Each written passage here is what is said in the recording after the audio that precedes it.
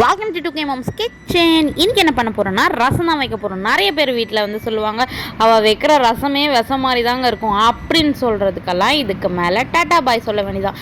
இந்த மாதிரி வச்சு பாருங்கள், கண்டிப்பாக சூப்பராக இருக்கும். கொதிக்கிற தண்ணியில் புளியும் தக்காளியும் போட்டு தோல்லாம் எடுத்துருங்க. தக்காளிக்கு இந்த மாதிரி புளி நல்லா ஊறுச்சுன்னா கரைக்க ரொம்ப சூப்பராக இருக்கும்.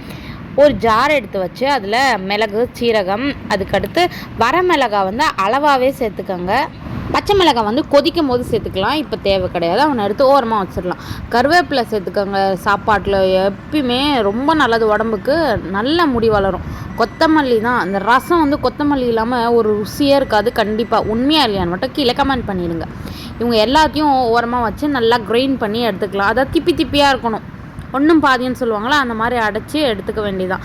இங்கே தக்காளி அழகாக அது தோல் வந்து பீலாகி வரும். அழகாக அதை எடுத்து ஓரம் வச்சுட்டு, தோல்லாம் நமக்கு தேவை கிடையாது, தூக்கி ஓரம் போட்டுடலாம். இப்போ நல்லா அவனை அப்படியே இப்போ யார் மேலே கோவம் இருக்கோ வச்சுக்கோங்களேன், நல்லா நல்லா பெனஞ்சு எடுத்துருங்க. அதை இந்த மாதிரி தான் பெசணும். கொஞ்சம் சூடாக தான் இருக்கும்.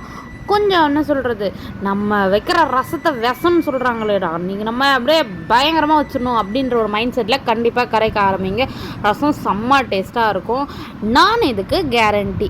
இந்த மாதிரி குறப்பாக அரைச்சி எடுத்த பேஸ்ட்டை வந்து இப்போ நம்ம எதுவும் பண்ண போகிறது கிடையாது, எண்ணெயில் போட்டு தான் வதக்க போகிறோம். அவனை எடுத்து அப்படியே ஓரம் வச்சுட்டு தேவையான அளவு தண்ணி சேர்த்து புளியை கரைச்சி எடுத்து ஊற்றி வச்சுக்கலாம்.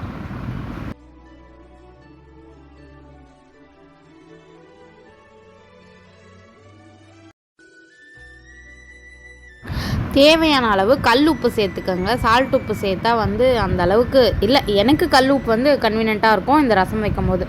தேவையான அளவு மஞ்சத்தூள், தண்ணி எல்லாம் ஊற்றி நல்லா அந்த மாதிரி எடுத்து ஒரு டேஸ்ட் பார்த்துருங்க. இந்த மாதிரி திப்பியாக இருக்க தக்காளி எடுத்து ஓரம் வச்சிடலாம். நமக்கு அதுக்கான ஜூஸ் கிடச்சிருச்சு, நமக்கு அதுவே போதும்.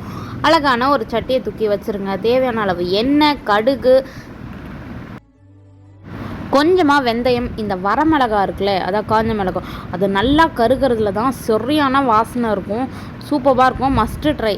இப்போ நம்ம முன்னாடி அரைச்சி வச்சுருந்தோம்ல திப்பியாக, அந்த மிக்ஸ்டர் எடுத்து உள்ளே போட்டு ஜஸ்ட்டு ஒரு 1 மினிட்க்கும் கம்மியாக தான் அப்படி வதக்கிட்டு நம்ம கலந்து வச்சுருக்க மிக்ஸ்டரை எடுத்து உள்ளே ஊற்றிடுங்க.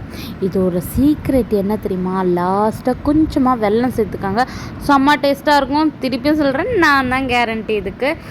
பெருங்காயம் போட மறந்துடாதீங்க. அப்புறம் பக்கத்து வீட்டிலலாம் வந்து எனக்கு கொஞ்சம் கொடுங்கன்னெலாம் கேட்பாங்க.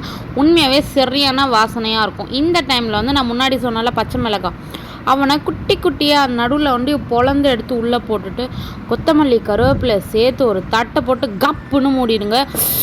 வாசனையெல்லாம் வெளியில் விட்டுடவே கூடாது, ஏன்னா எல்லோரும் வந்து கேட்பாங்கள்ல, நம்ம வச்சுருக்கிறதே அளவாக தான். இன்னொரு ரெசிபி வீடியோவில் பார்க்கலாம். பாய்.